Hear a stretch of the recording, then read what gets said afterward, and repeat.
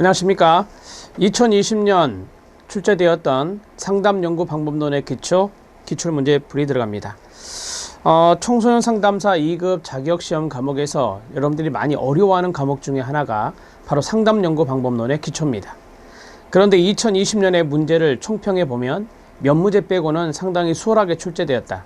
이전의 문제들과 비교했을 때 정말 쉽게 출제되었다라고 이야기할 수 있겠습니다. 상담연구방법론의 기초는 우리가 2014년부터 쭉 이제 기출문제가 공개되어서 문제가 오픈되어 있는데요. 여기에는 정말 어려운 문제부터 시작해서 쉬운 문제까지 모두 다 망라되어 있습니다. 그래서 기출문제를 3번 이상 반복하면 상담연구방법론의 기초도 여러분들이 시험장에서 좋은 점수를 받을 수 있으리라 확신합니다. 그래서 기출문제 같은 경우 여러분들이 3번 이상 반복해서 강의를 들어주고 공식 같은 경우는 외워주고, 그리고 유사한 패턴의 문제가 있거든요. 그런 패턴의 문제는 형광펜을 치는 센스가 필요하죠. 왜? 그런 문제는 다시금 출제될 확률이 높기 때문입니다. 그렇게 해서 준비를 하시면 될 것 같습니다. 자, 26번에서부터 13문제, 38번 문제까지 보겠습니다. 26번 문제는 가볍게 볼 수 있는 문제인데 양적 연구에 관한 설명으로 옳지 않은 것은 입니다. 이번 시험의 특징이 양적 연구, 질적 연구 이런 것들을 구분하는 문제, 이런 특징을 물어보는 문제가 좀 다수 출제가 되었습니다. 첫 번째, 인과관계와 관련해서 원인과 결과를 분석하는 것이 가능하죠. 회귀 분석을 통해서 할 수 있습니다. 우리가 이제 되게 다중회귀 분석, 중다회귀 분석을 많이 하죠. 그 다음에 내부자적 관점이라는 단어가 나왔거든요. 중시에서 현상학적 전통을 뒤따른다. 이거는 질적 연구죠. 질적 연구입니다. 질적 연구는 연구자의 내부자적 관점 이런 것들을 가지고 현상학적 이론, 현상학적 연구, 질적 연구 중에 하나입니다. 그래서 현상학적 전통을 따른 것이 질적 연구가 되겠습니다. 자료를 수집하기 전에 구체적인 연구가설을 설정한다라고 했습니다. 연구가설 설정이 바로 연역법과 연관성이 있고, 이 연역법이 바로 양적 연구와 연관성이 있죠. 이렇게 정리할 수 있습니다. 일반적인 법칙을 발견한다. 그게 바로 이제 일반화와 연관성이 있는데, 일반화를 시도하는 것은 양적 연구라고 정리할 수 있죠. 양적 연구는 다수를 대상으로 하기 때문에 일반화가 용이하다. 이렇게 말할 수 있습니다. 바로 나오죠. 많은 수의 표본을 필요로 하며 확률적 표집 방법을 사용한다라고 했습니다.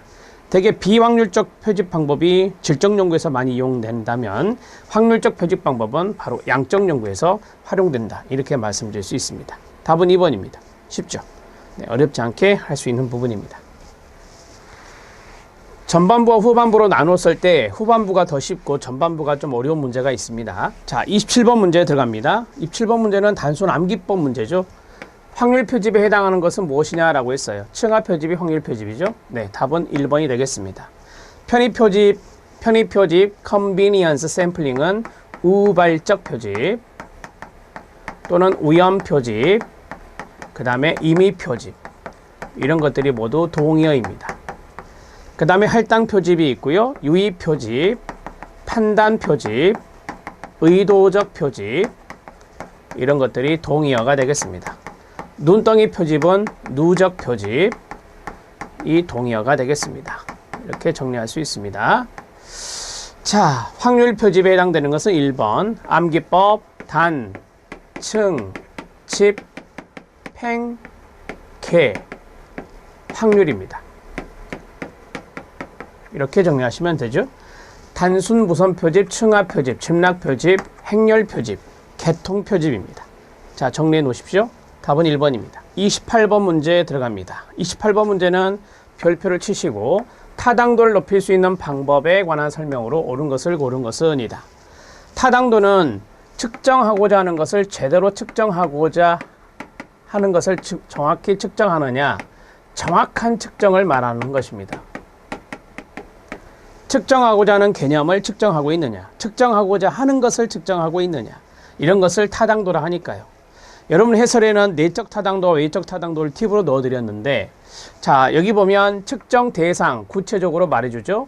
구성 개념과 변수, 여기에 대한 명료한 정의입니다. 당연한 거 아닙니까? 내가 어떠한 구성 개념을 측정하고자 한다. 그러면 거기에 대한 명확한 정의가 있어야 정확한 측정을 할 수가 있을 것입니다. 맞습니다. 우리가 이제 개념적 정의, 그 다음에 조작적 정의 이런 게 있습니다. 조작적 정의는 개념적 정의를 벗어나지 않습니다.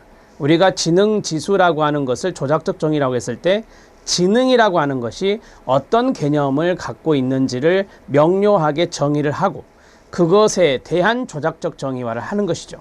그렇게 해야 정확한 측정이 될 수 있습니다. 변수도 마찬가지고요. 측정 대상의 배경이 되는 가로 현상에 대한 충분한 이해라고 했습니다. 제가 앞에서 측정 대상의 지능이라고 하는 것을 말씀드렸습니다. 그러면 지능의 배경이 되는 현상에 대한 충분한 이해라고 말할 수 있는데 이런 것들을 이론적 배경이라고 합니다. 이론적 배경. 특히 우리는 타당도가 높은 연구를 양적 연구라고 합니다. 양적 연구는 이론적 배경을 꼭 봐야 됩니다. 정말 중요한 작업이거든요. 그래서 배경이 되는 측정 대상의 배경이 되는 현상에 대해 충분한 이해하는 것은 바로 이론적인 배경을 잘 살펴야 된다라고 하는 겁니다. 지금 다 맞습니다. 타당도를 높이기 위한 전략이 됩니다. 기존 관련 연구에서 사용되어 타당성이 인정받은 측정 도구나 측정 방법을 사용하는 거 좋습니다. 대개 이제 기존 연구 논문들을 보면 타당도가 요인 타당도로 뽑아져 나오죠. 그래서 요인 타당도가 확보됐다 이런 식으로 나와요. 어떤 논문에는 내용 타당도도 있고요. 그러한 부분들이 이미 검증된 연구 설문을 쓰는 게 좋겠죠. 측정 대상과 이를 측정하는 문항들 간의 상호 상관관계가 낮은 문항은 뭐하라? 제거하라 라고 했습니다. 자, 이게 뭔지 아시죠? 네, 이게 요인 타당도입니다. 요인 타당도입니다. 자, 쉽게 말씀드려서 측정하는 문항들이 있는데 그 문항들 간의 상관관계가 높으면 같이 묶여요. 낮으면 떨어져 나갑니다. 그 문항은 제거해야 돼요. 그래서 기존 연구에서 요인 타당도가 확보되었다라고 하는 것은 이 변수에 대해서 이 문항들이 설명을 잘하고 있다라고 하는 그런 요인들로 묶어주는 것이 요인 타당도잖아요. 따라서 이러한 낮은 문항은 제거를 해야 되죠. 낮은 문항을 들어오게 하면 안 되죠. 낮은 문항은 떨어져 나가야 되는 겁니다. 요인 타당도를 우리가 검증할 때 요인 타당도를 확보했다 이렇게 말합니다. 요인 타당도 검증 이렇게 적어주시면 되죠. 모두 다 맞습니다. 타당도를 높일 수 있는 방법이 여기에 들어갑니다. 답은 5번입니다. 29번 문제 들어갑니다. 29번 문제는 5번 지문에 별표 하나 쳐놓으시고요. 사전, 사후 검사, 통제 집단 설계, 이걸 다른 말로 실험 설계, 실험 디자인에 있는 통제 집단, 사전, 사후, 비교 설계라고도 합니다. 여기에 대한 설명으로 옳지 않은 것은 입니다. 사전 검사를 하고 사후 검사를 하네요. 실험 집단과 통제 집단을 구분하고요. 비교하겠죠. 사전 검사를 활용하여 연구 참여 지원자의 참여 여부를 결정할 수 있다. 네, 사전 검사를 했다는 것은 여기 있는 사전 검사 프리테스트를 했다는 것은 바로 연구 참여 지원자의 참여가 있다라고 하는 거고 사전 검사가 없으면 참여를 하지 않는 거죠. 이렇게 해서 참여 여부를 결정할 수 있습니다. 두 집단의 피험자를 무선할당한다라고 했습니다. 두 집단이 뭘까요? 실험 집단과 통제 집단이 되겠죠. 또는 비교 집단이라고 합니다. 이 집단에 무선할당한다라고 했습니다. 무선할당한다.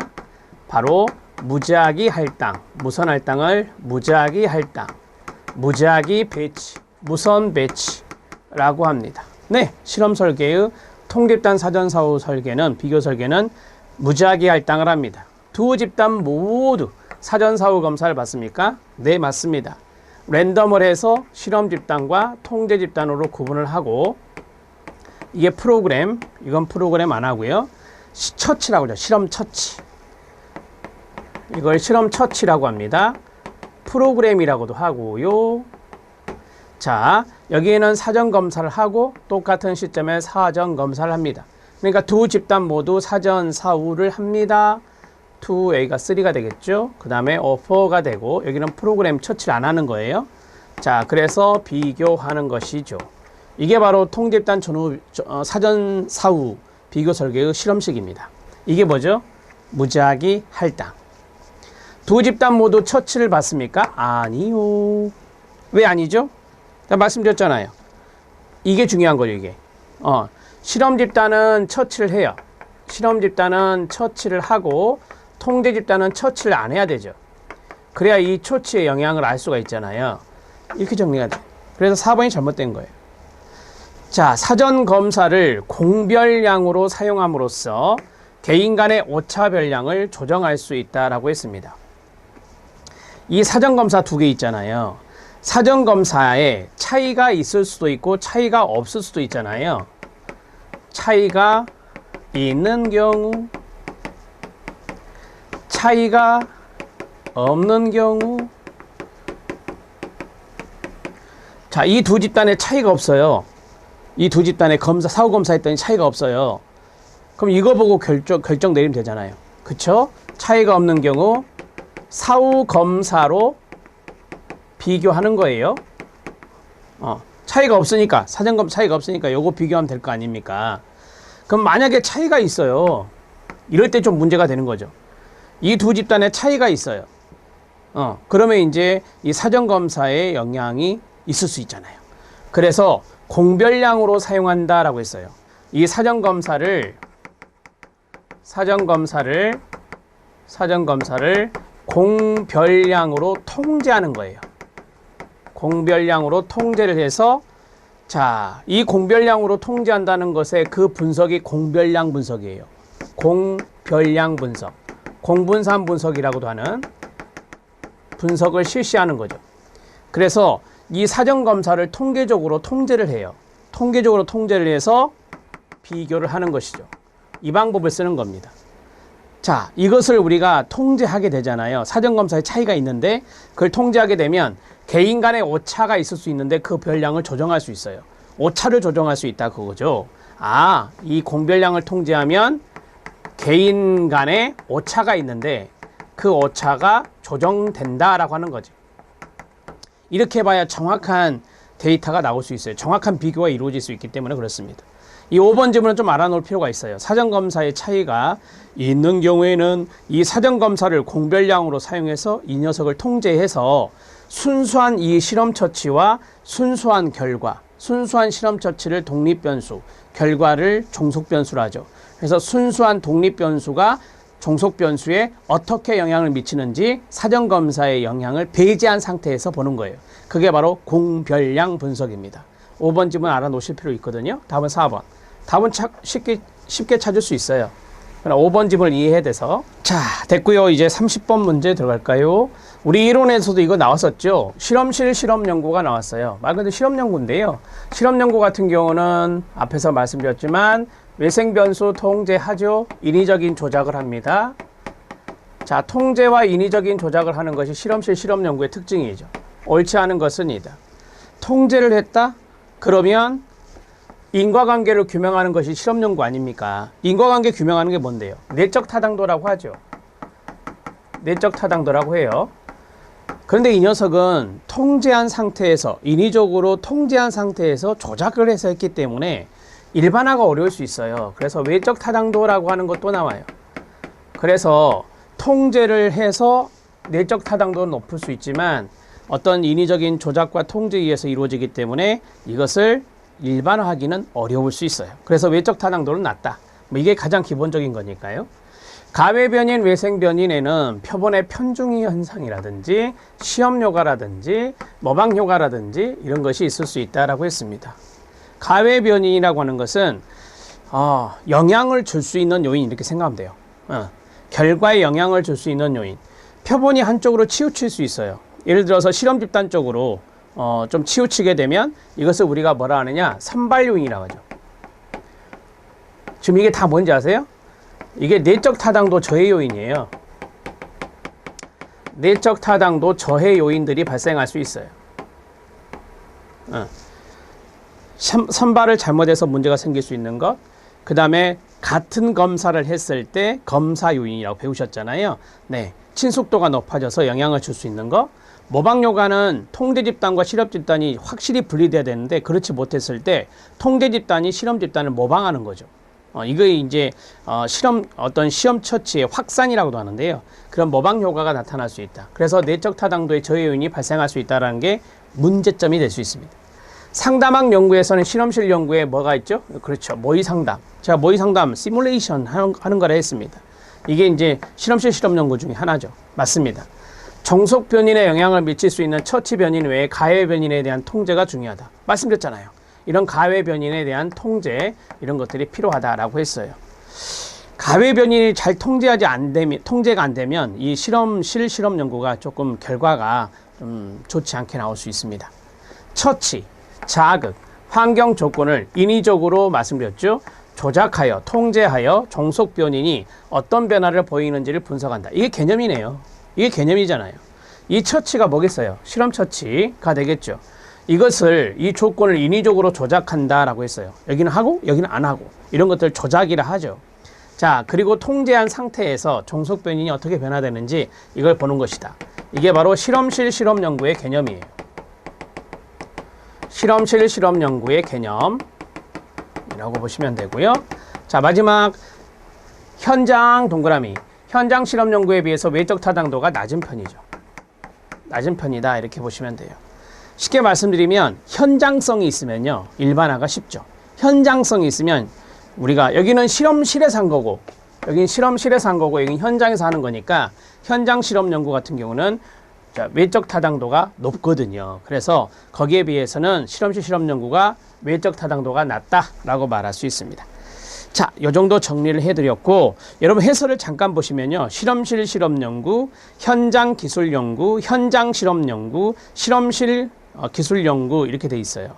자, 여기에 보면 현장 실험 연구가 나왔죠. 현장 실험 연구가 3번에 있잖아요. 현장성도 있고 실험도 있잖아요. 그래서 이 녀석은 내적 타당도도 높고 외적 타당도도 높다. 가장 이상적인 설계라고 말할 수 있죠. 현장 실험 연구가 내적 타당도도 높고 외적 타당도도 높은 거예요. 자, 거기 보면 가장 이상적인 실험 설계다. 실험 연구이지만 실험실 연구에 비하면 실험 변인 이외의 변인을 통제하기가 어렵다. 왜? 현장성이 있으니까.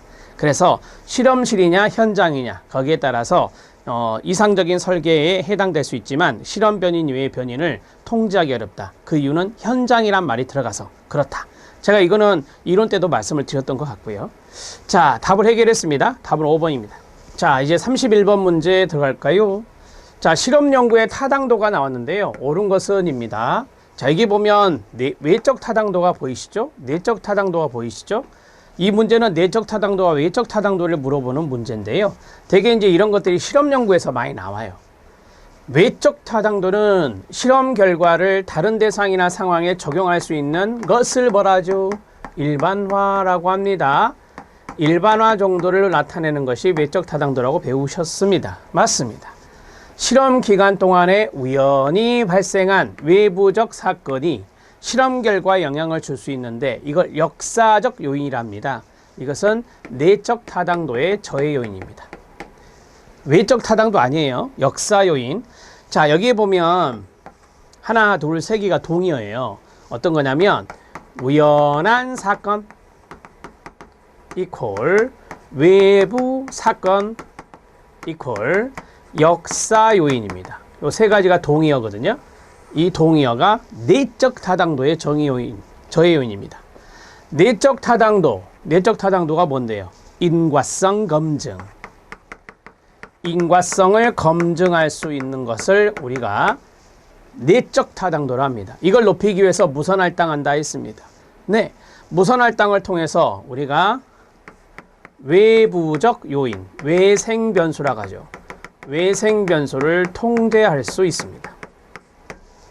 무작위 할당이라는 것은 실험 집단과 통 집단으로 나누는 것이기 때문에 그 자체가 외생 변인을 통제하는 거예요. 외생 변수를 통제하는 것이 인과적 조건, 인과적 추론 조건 세 가지, 인과 추론 조건 세 가지 중에 하나예요. 인과적 추론 조건 세 가지가 뭔데요? 독립 변수가 앞에 와야 된다. 독립 변수가 변하면 종속 변수가 변한다. 공변성. 외생 변수는 개입하지 않아야 된다. 외생 변수 통제. 그러니까 맞습니다. 측정 도구의 변동입니다. 쉽게 말씀드리죠. 사전검사와 사후검사, 검사 도구가 달라졌습니다. 그러면 내적 타당도 저해 요인이다. 맞나요? 측정 도구의 변동은 무슨 요인? 도구 요인이랍니다. 도구 요인은 내적 타당도의 저해 요인이죠. 검사 도구가 같으면 시험효과 또는 검사 요인, 검사 도구와 사정과 사후가 다르면 도구 요인이라고 말을 해요. 이건 다 내적 타당도 저해 요인들입니다. 자, 여기 탈락, 기역과 디귿과 리을입니다. 답은 4번입니다. 하실 수 있죠? 자, 32번 문제 들어갈게요. 이건 쉬운 문제죠. 조사, 연구, 진행 순서입니다. 바르게 나열한 것은입니다.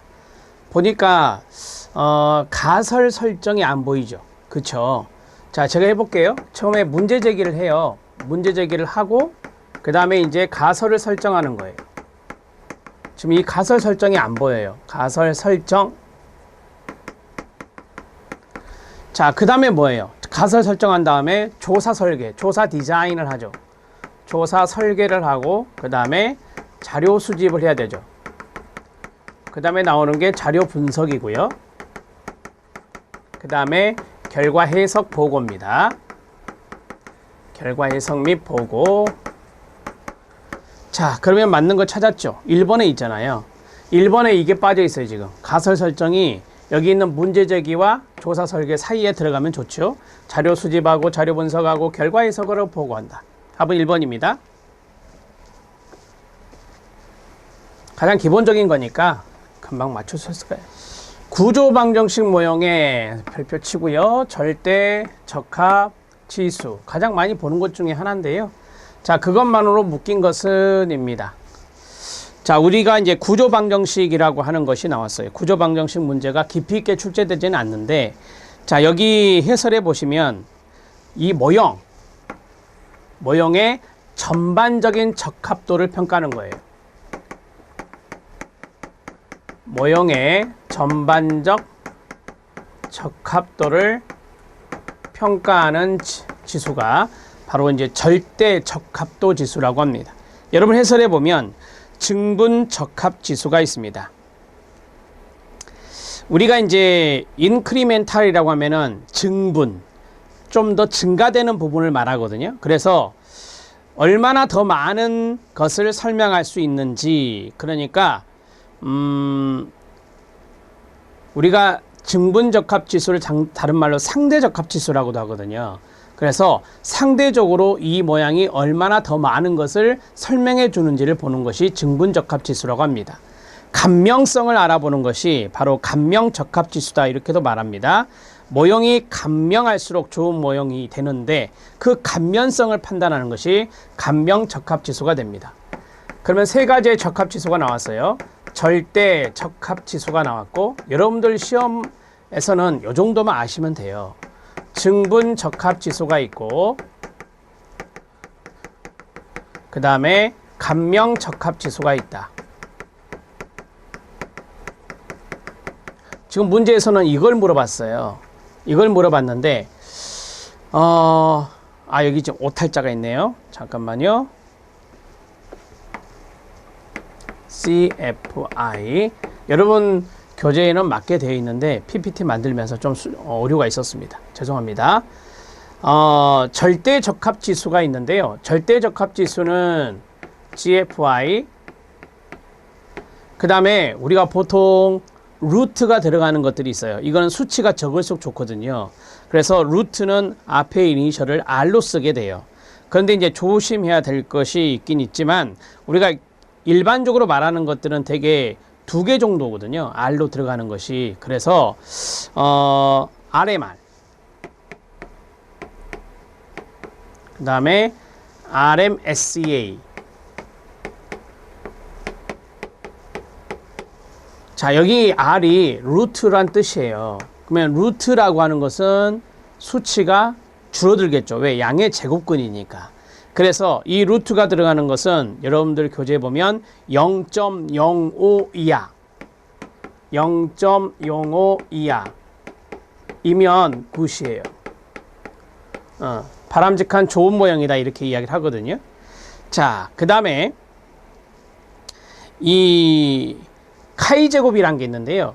카이 제곱 검정은 절대적합 지수에 사는 거예요. 카이 제곱 검정은 절대적합 지수에 산다. 그래서 이 네 가지, GFI, RMR, RMSA, 카이 제곱 검정, 이 네 가지 정도 알아놓으시면 되겠습니다. 자, 그 다음에 증분적합지수라는 게 있는데요. 증분적합지수에서 가장 많이 보는 게 TLI라고 합니다. TLI. 자, 여기 보면 TLI가 나와요. TLI가 나오고 그 다음에 CFI 보이시죠? CFI. 자, 여러분 교재 해설에 보면 NFI가 있습니다. 자, TLI, 이 TLI를 NFI라고 하는데 그냥 TLI로 알아놓으시면 돼요. CFI, NFI는 증분적합지수가 됩니다. 자, 그 다음에 parsimonious가 바로 간명한이란 뜻이에요. 그래서 우리가 간명적합지수는 P가 들어갑니다. 앞에 이니셜에 P, GFI, P, NFI, 그 다음에 RKK information, 이게 이제 RKK의 정보 기준이라 하거든요. 그래서 AIC라고 하는데 그냥 영어로 알아놓으시는 게 좋습니다. 자, 간명적합지수는 앞에 P가 들어간다는 것이 힌트다. 이렇게 말씀드렸고요. 자, PGFI, 그 다음에 PNFI. 자, 봐보세요. GFI가 여기 있죠. 아, 절대 적합지수의 간명성. 그 다음에 여기 NFI는 여기 있죠. 증분적합지수의 간면성. 이 간명성이 좋은 모형을 찾는 거예요. 그 다음에 AIC. 이렇게 세 가지가 있다. 이렇게 보시면 됩니다. 우리가 이제 답은 찾았어요. 지금 5번이 답이죠. 지금 TLI는 X. 그 다음에 여기서 요거는 이제 증분적합지수가 되겠죠. 증분적합지수가 되고 그 다음에 여기 CFI가 X가 되고 여기 TLI가 X가 되죠. 그래서 답은 5번이 됩니다.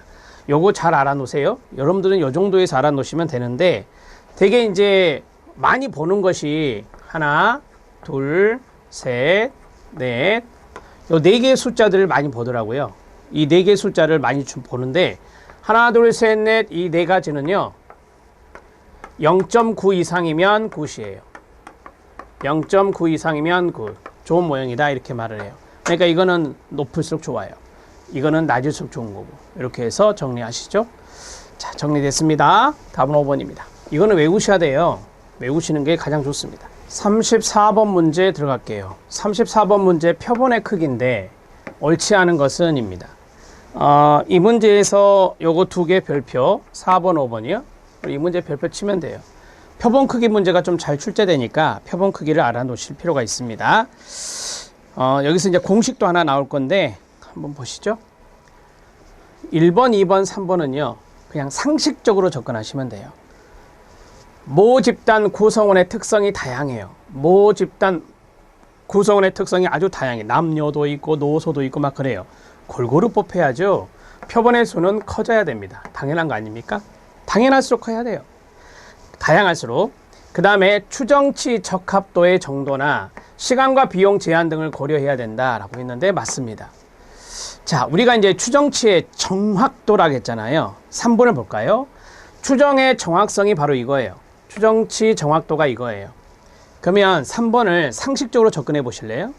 표본수가 줄어들수록 모집단에 대한 추정의 정확성이 높아진다라고 했어요. 틀리죠. 낮아지죠. 자, 예를 하나 들어볼게요. 10,000명이 있어요. 10,000명이 있는데 이 10,000명 중에서 1,000명을 뽑을 때랑 이 10,000명 중에서 9,000명을 뽑아요. 표본으로. 이게 표본이에요. 표본. 어떤 게 모집단, 이 모집단에 대한 추정의 정확도가 높아질까요? 당연히 이거 아닙니까? 추정의 정확도가 높아지죠. 9,000명일 때가 모집단에 대한 추정의 정확도가 높아져요.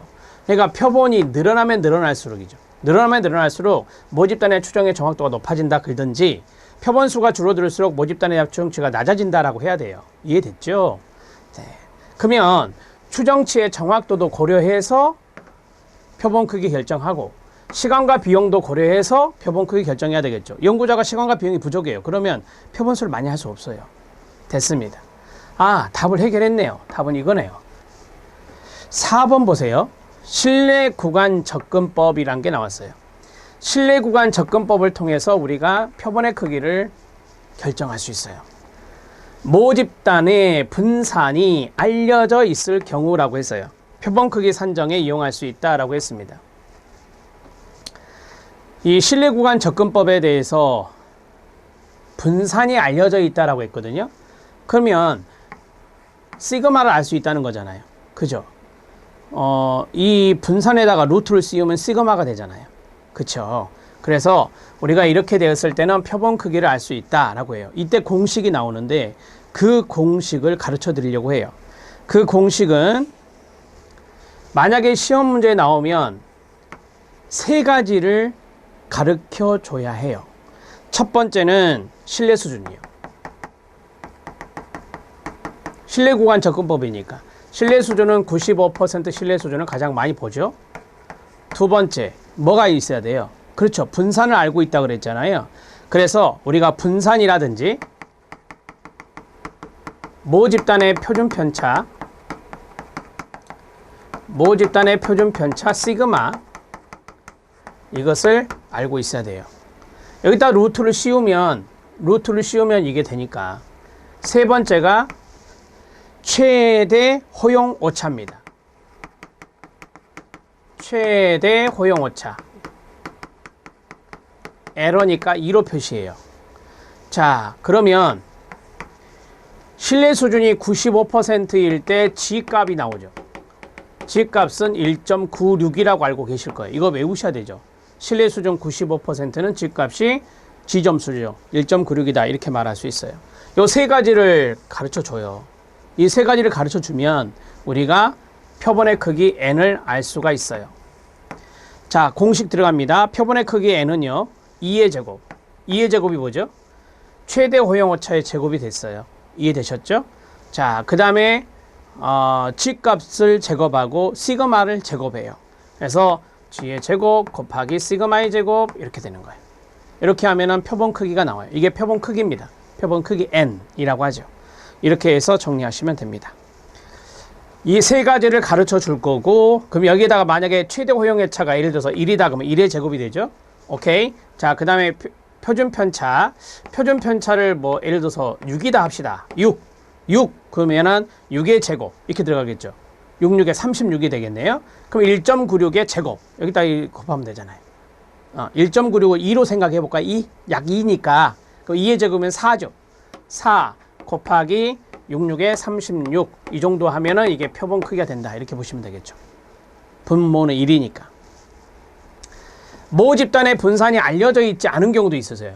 모집단의 분산이 알려져 있지 않은 경우 가설 검증 방법을 사용해서 모집단의 표준 편차를 추정해 표본의 크기를 결정할 수도 있습니다. 우리가 이제 모집단의 표준 편차 그러면 이제 우리가 시그마라고 하거든요. 이걸 이제 추정한다 이거예요. 추정.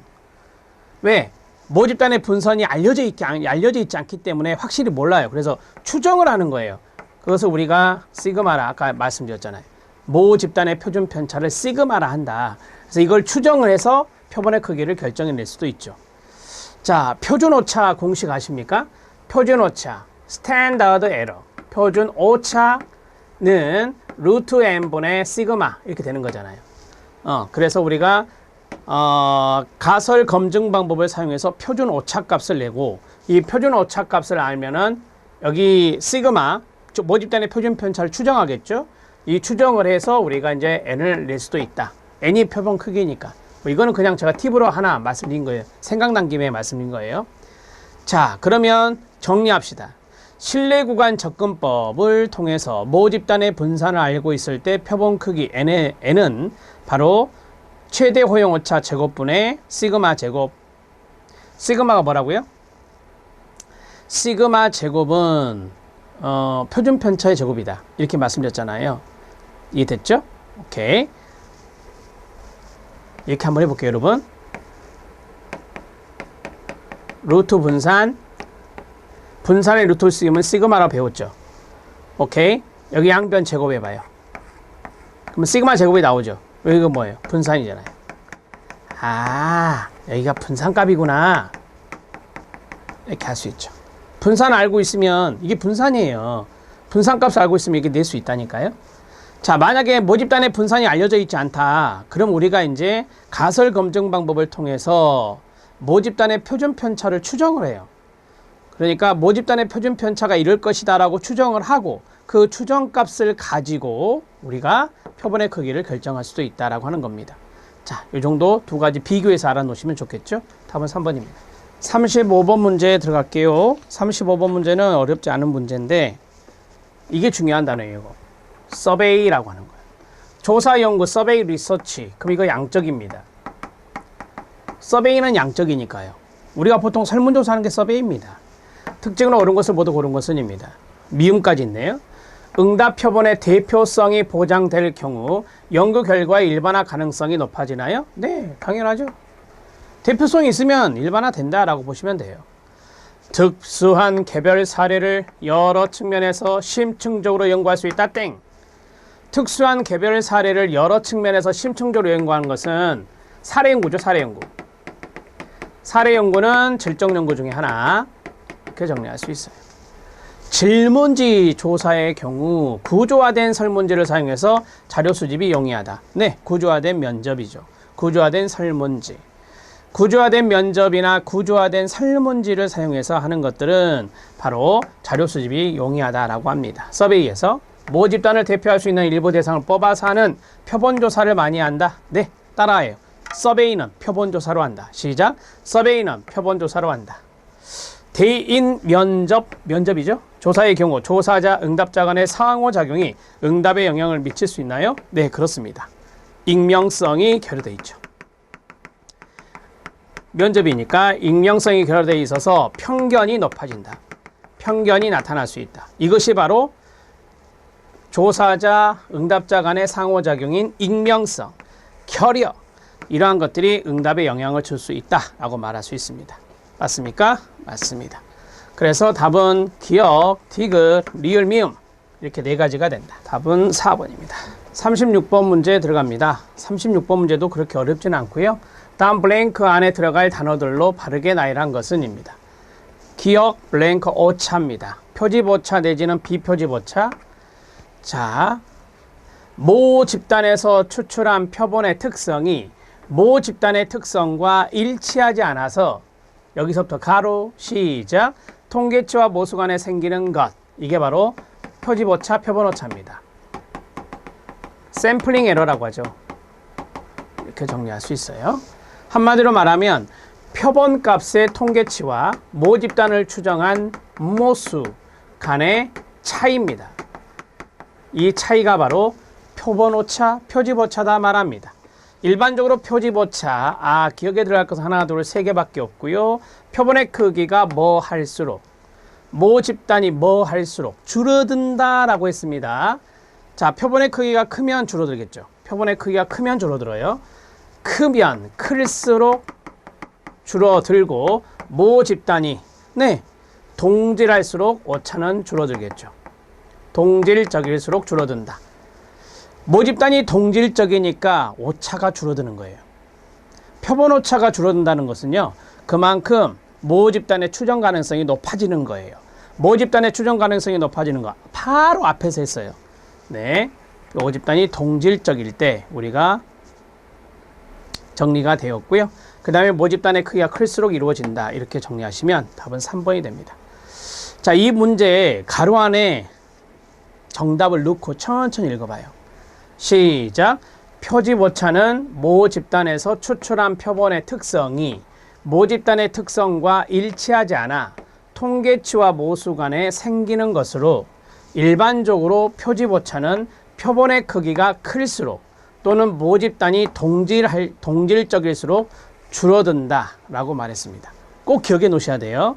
모 집단이 동질적일수록, 같은 성격일수록 표본 오차가 줄어들고 그만큼 모 집단의 특성을 잘 대변할 수 있다라고 하는 것이 여기에 들어갈 수 있겠죠. 답은 3번입니다.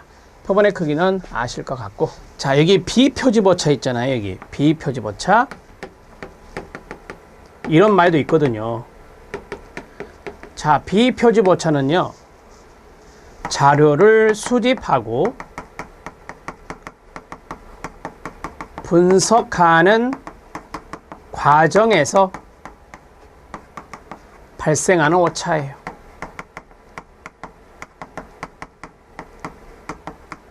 그걸 비표지보차라고 해요. 전수조사에서도 나타나고 표본조사에서도 나타나는 거예요. 이거는 전수조사에서도 모집단을 전체 조사하는 전수조사에서도 나타나고 표본조사에서도 나타나는 거예요. 그러나 아까 했던 표집오차는요, 표본조사에서만 나타나요. 왜? 표본조사 값을 가지고 모수를 추정하는 거니까. 자, 이렇게 정리하시면 되죠. 팁으로 말씀드렸습니다. 37번 문제에 들어갑니다. 37번 문제는 별표 쳐야 되겠죠? 쉐페라고 있습니다. 쉐페 검정입니다. 우리가 분산 분석을 해요. 세 집단 이상의 평균 비교를 할 때 차이 검정을 하거든요. 그게 분산 분석이에요. 별량 분석이라고도 하고요. 아노바라고 하죠.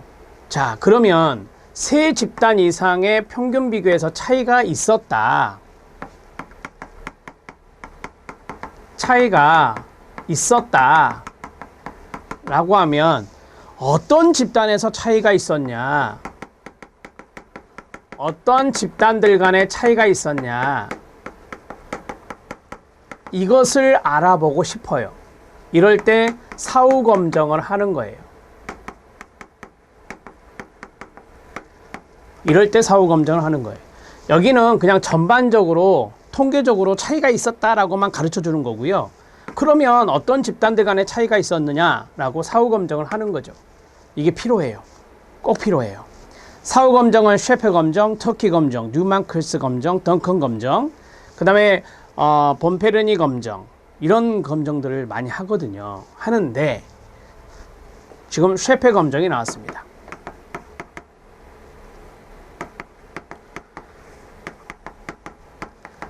쉐페 검정에서 정말 잊지 않아야 될 것이 있는데요.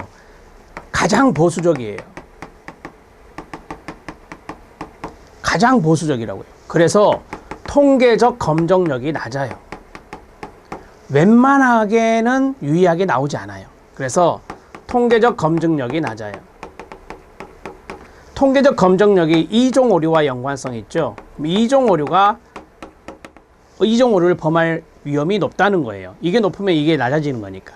그럼 반대로 이종 오류가 높아지면 일종 오류는 줄어드는 거죠. 유의 수준과 연관성이 있는 일종 오류는 범하기 어렵고 이종 오류를 범하기 쉬워서 통계적 검증력이 낮구나. 그걸 가장 보수적이다 이렇게 말을 하는 거예요. 이해됐죠? 자, 그 다음에 이 녀석은 여기 문제도 나오지만 집단의 사례수가 다른 경우에도 가능해요. 쉽게 말하면 이 집단과 이 집단과 이 집단의 안에 구성원 수가 10명씩 있어요. 그럴 때도 쓸 수 있고 다를 때도 쓸 수 있어요. 10명, 5명, 7명일 때도 쓸 수 있다 이거죠. 자, 그 다음에 두 번째는 단순 쌍비교